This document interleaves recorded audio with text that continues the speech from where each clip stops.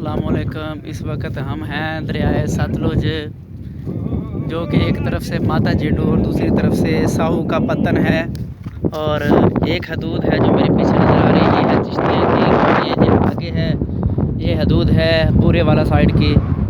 ضلع وہاڑی اس طرف ہے اور میری طرف ضلع بابل نگر ہے۔ میرے پیچھے خالہ شہزاد اکمل سلطانی کو کھانے پینے کی چیزیں لینے گیا ہوا ہے۔ امجد اپنی سیلفی بنا رہا ہے، موویاں بنا رہا ہے۔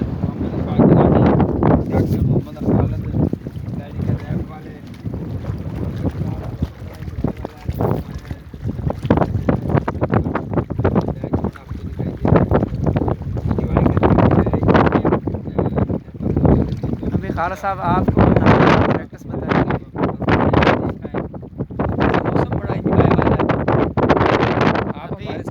ابھی خالہ شہزاد آپ کو نہانے کی پریکٹس بتائیں کہ دریا میں کیسے نہانا ہے۔